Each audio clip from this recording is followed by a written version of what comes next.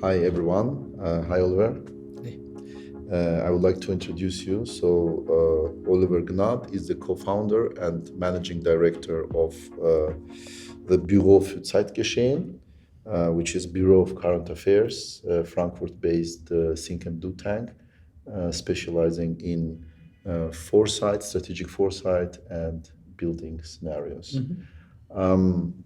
Oliver, thank you for coming to this event that Hertie School is and Restart Initiative together organized in Tbilisi. I would like to ask you this question. So, strategic foresight. What is it, and why do you think strategic foresight and scenario building can be useful and can be applied to this Armenia-Azerbaijan dialogue? First of all, thanks for having me. It's a pleasure to be here with a group which is doing such impressive and necessary work. So what is foresight? I start with what foresight is not. It is not a crystal ball. There's nothing to be found in the future. Strategic foresight is a way to structurally think about possible futures. It is about anticipating change as our societies go through dynamic change right now due to megatrends like climate change, digitalization, but also the fragmentation of global orders. And it's all affecting us in a different way and sometimes in a very similar way. And it is about sense making, about how can you get your acts together, your head around these massive dynamic change factors and what it does to your society. So it's not more than a structured approach to a discourse about the future. So it's for one simple reason.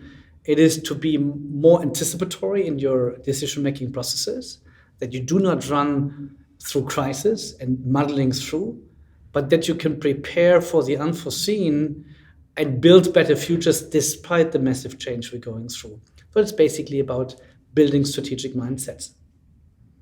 And why do you think it can be useful for Azerbaijan-Armenia peace dialogue between these experts? How do you think it can help them? Very often change is hindered or is not taking place because people rely on old patterns of thinking, stereotypes, the old perception or the historic perception of a people, of a problem, or about what cannot happen. So we all have seen during the last 3 decades that this region and the two countries are locked in perceptions about each other. And this is a way that makes those countries, that makes it difficult for those countries to look ahead and form a common future despite their difficulties and their conflicts. And talking as a German, we have experienced that in different shades over the last century. And as we Western Europeans were in kind of a similar situation, we looked into the common futures, the shared vulnerabilities, the shared opportunities, and left historical strifes behind us and say there must be a different way. So this is why I think that this approach could help those two countries and those societies to reframe the picture of the other and start thinking about common futures. Can you, because you have been in this, using this as a tool already for some time and have some experience, can you give us one example where it worked very well and had some really interesting, fascinating, inspiring results?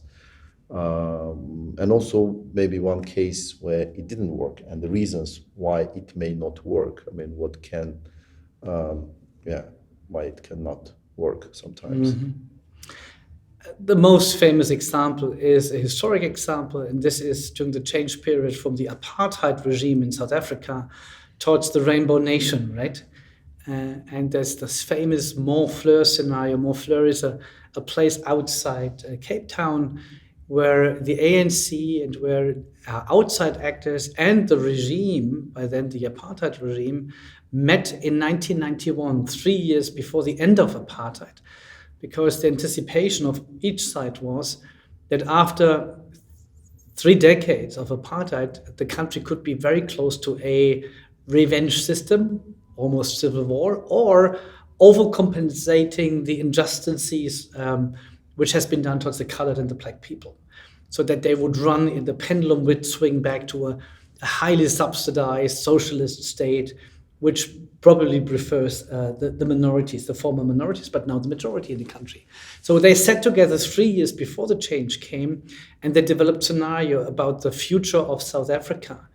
And if you talk to a person my age, and you go to South Africa and you mention the flamingo scenario, the people will still recall what it means. It's a scenario where the society comes together and start flying like a flamingo very slowly but surely, and make sure that all your other common fellows are taken care of. There's 3 other scenarios which you can look into, but the most famous scenario is the Montfleur scenario, and it basically opened the way for peaceful transition and a sustainable transition. Some has been lost, as we can see right now, during the last 10, 15 years, but this is a best case example, I would say, and it's always referred upon too. Where it didn't happen or didn't succeed very much, many examples you can cite here. If you look into one of the most famous series of foresights, it's the National Intelligence Council in the United States. They produce every 4 years for the incoming president the so-called Global Trends series.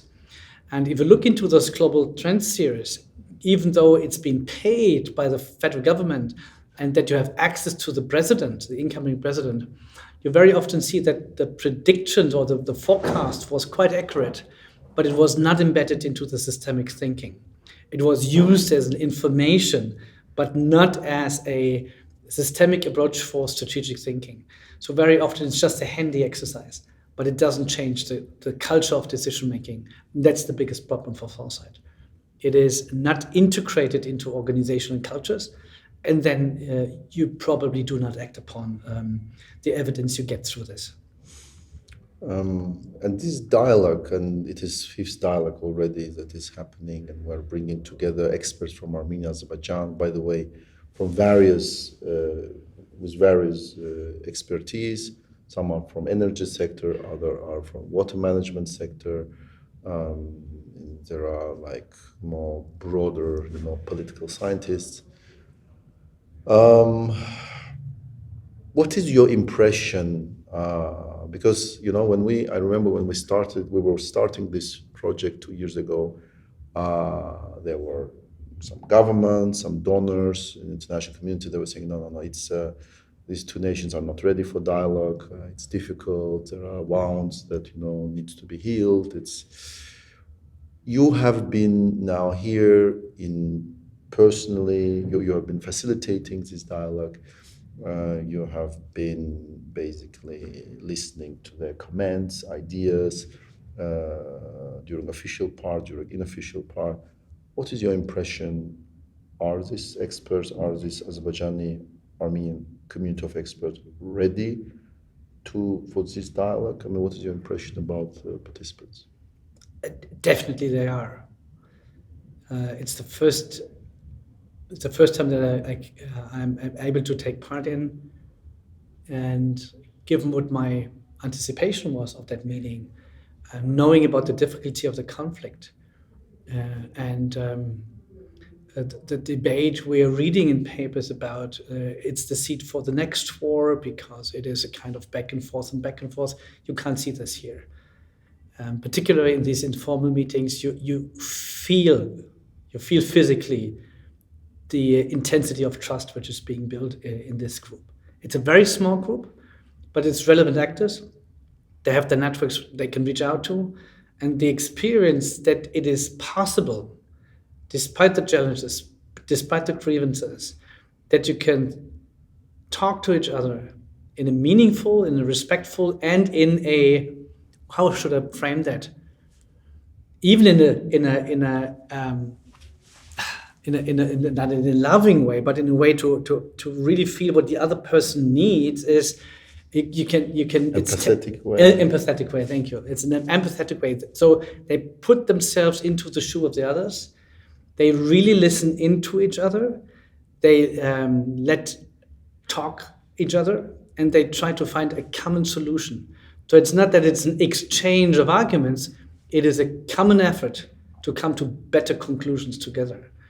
And this I have rarely seen. I've run quite some conferences like these, young leaders, older leaders, high-level leaders. It's a special atmosphere you created, and you can be proud of it. And I think it's the only way how you can kickstart a process like that. It needs to be from bottom up. It cannot be imposed from politicians, from the outside. So yes, go on. It is a massive endeavor. It takes long, but I already can congratulate. It is, you can feel a big success already. How do you see, or what do you recommend, how to take this into the future? Do you think it's a one-time event, or it's a process? How to develop this dialogue further from your experience, from what you have experienced today during this dialogue? What would you recommend? I mean, once you start this, and the you means it's the funders basically, and once you engage into this kind of endeavor, you raise expectations, and you use those people who do this experiment as mediators in their societies and as reaching out to the other side. So you as a funder has a responsibility for the long haul. You need to fund this for the long haul. And the recommendation would be not only it can't be a one-off, it needs to be a series. And it takes long. It takes almost a professional generation to build a network of trust. Because what you want to do is you want to seed the plant, so to speak, and you have to cultivate this plant, and it needs to blossom. This is only that you can build a community over time. Because over time, then people will see it's more than just us. It is a movement going on. It is changing the narrative. And I can find people who had participated in those programs over time, so they build a new community of trust and belonging. This is how alumni networks function, right? And I think this is how we can build societies too, as networks of trust and commitment. Oliver, thank you very much. Thank you for having me.